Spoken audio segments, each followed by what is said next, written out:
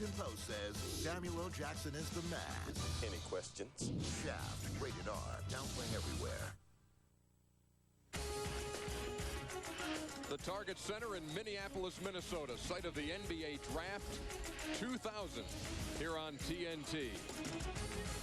Ernie Johnson back at you, joined by the coaches. And for the official welcome to the draft, we turn it over to the commissioner of the NBA, David Stern. Good evening, and welcome to the 2000 NBA Draft at the Target Center in Minneapolis, Minnesota. The home of the NBA's Timberwolves and the WNBA's Lynx, who, by the way, are on the road tonight taking on the Sacramento Monarchs.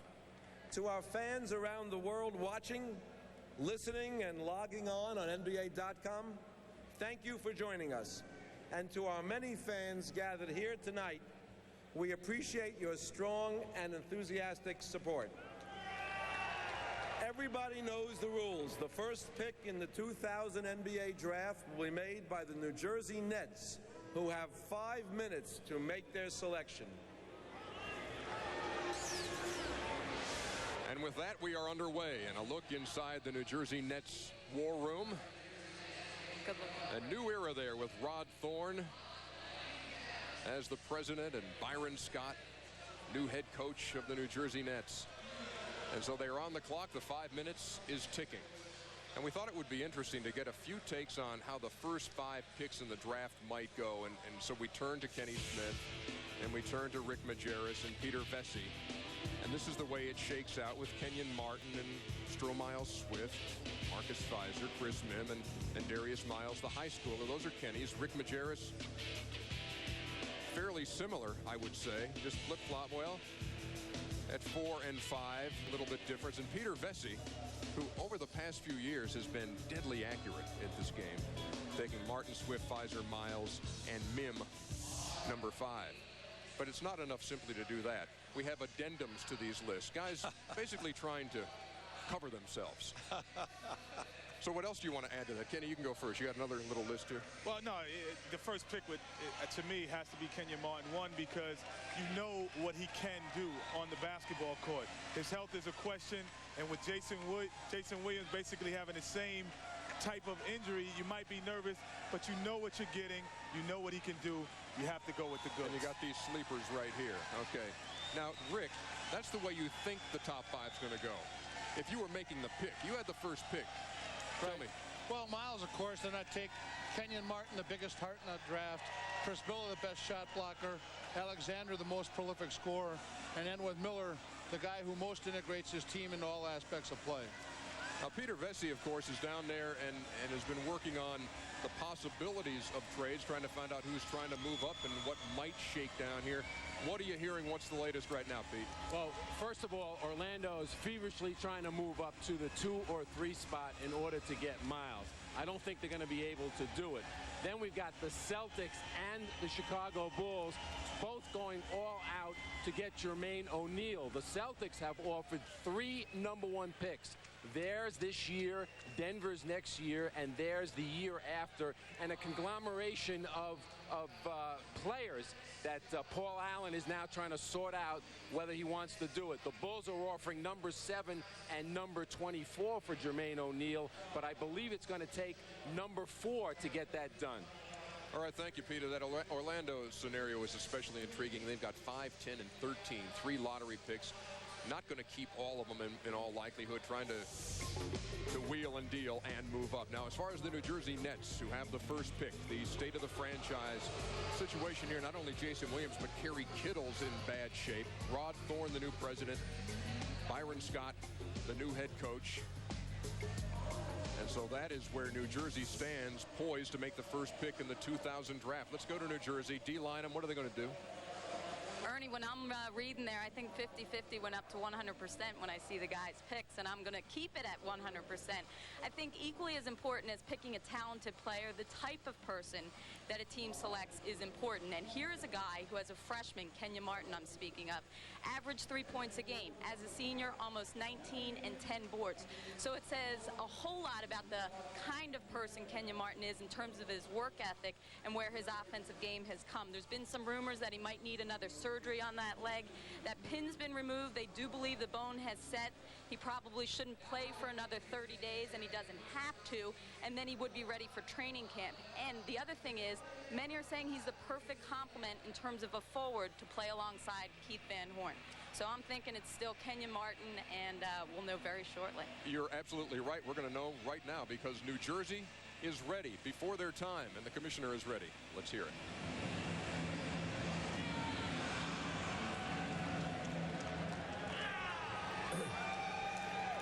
With the first pick in the 2000 NBA draft, the New Jersey Nets select Kenyon Martin from the University of Cincinnati.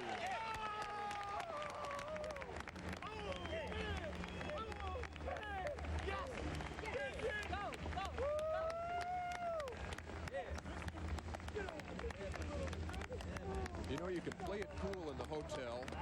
You can say, yeah, you know, it's out of my hands, and whatever happens, happens. And look at the look on the face of Kenyon Martin, the #1 pick in the NBA draft. And how guys dream of nights like these. Already got the hat on.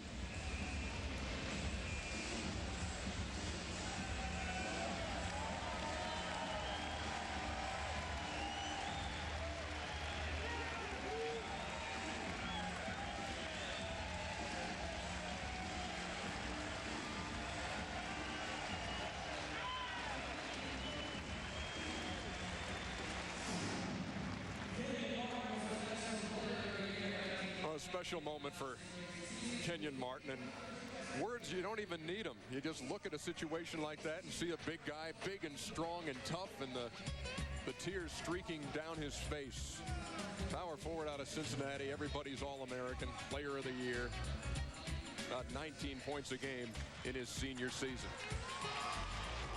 How about it, guys? Tell me about Kenyon Martin. Hubie?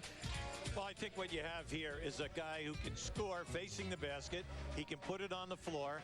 He's extremely quick, long arms, an excellent rebounder, and then the key, shot blocking. New Jersey had to improve with a physical presence up front.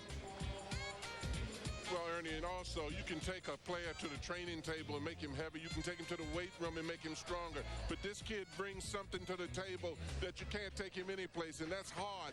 And when you put Stephon Marbury with a kid like this, that's just such a natural pick. Well, I think it best said like this: trap, recover, and rotate to block a shot. I've seen him do that so much. I think he really covers the floor because he is so athletic. He's the first pick in the draft, and he's standing by with Craig Sager. Craig? Well, thank you very much, Ernie. Now, nobody's had a more up-and-down ride than you have. Ernie mentioned how calm and cool and collected you were at the hotel and sitting here. But suddenly we see you with your head on the table like a kid in trouble with his teacher. Then, Commissioner Stern says the #1 pick is Kenyon Martin. Describe your emotions at that point. It was unreal. I've been through so much over the last 3 months. Me getting hurt and my family seeing me struggle and stuff like that, it was like a relief. When you broke your leg in the tournament, how concerned were you that maybe the NBA career, everything you'd worked for 3 years, was suddenly over? It wasn't a concern at the time. I was concerned for my teammates at the time, but later on that day, it kind of hit me that I wasn't going to play. And that was the biggest thing, and I'm glad my mom and my family stuck by me through it all. The New Jersey Nets definitely are a team on the rise. How do you fit in with that club? They have some great players like Stephon and Keith Van Horn and Kerry Kittles, and I'm sorry that Jason had to retire because of his injury, and I think I fit in pretty good with those guys. What about Byron Scott? What do you know about him? He was a terrific player, and I'm looking forward to get to know him. Well, congratulations to you, all the hard work, all the patience after the injury. Congratulations to everybody in your family. Let's go back to Ernie on the set. Thanks, Craig. There was talk after his junior year that he might come out and and jump into the draft. Some of his old high school teachers actually went to where he was playing a game and told him, stay in school for another year. He did. He's the #1 pick of the New Jersey Nets. Let's go to D. Lynham, who's with Rod Thorne. Thanks very much, Ernie. Rod, we just heard Kenyon, and obviously an emotional moment for him. But what most impressed you when he was here in the last 10 days? Well, I think, Dee, when you look at Kenyon Martin, you're looking at a player who has gotten better every year. And you're looking at a player who works extremely hard. And you're looking at a player who can play multiple positions.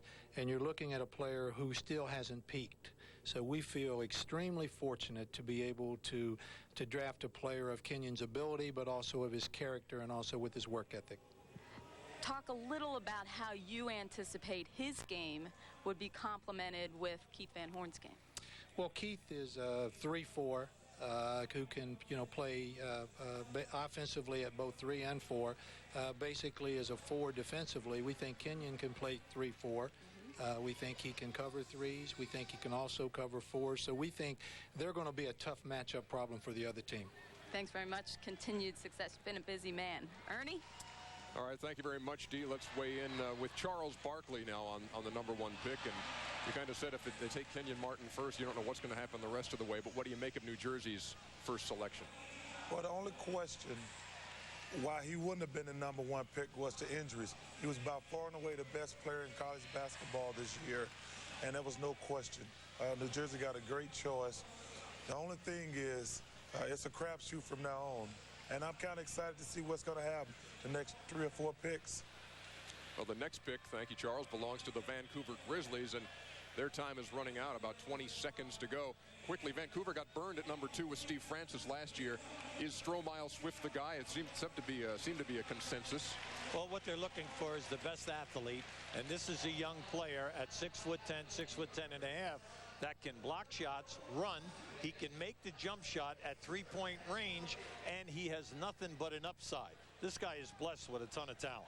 Let's go to the podium and the commissioner of the NBA, David Stern, with the #2 pick. With the second pick in the 2000 NBA draft, the Vancouver Grizzlies select Stromile Swift from Louisiana State University.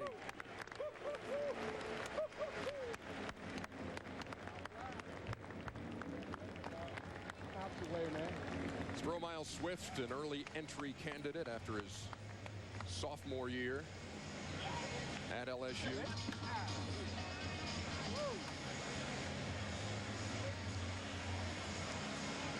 And he had told people, oh, Vancouver picks me, that's fine with me. There was going to be no situation here reminiscent of last year when Vancouver picked Steve Francis, and there was disappointment, and there was eventually a trade to the Houston Rockets.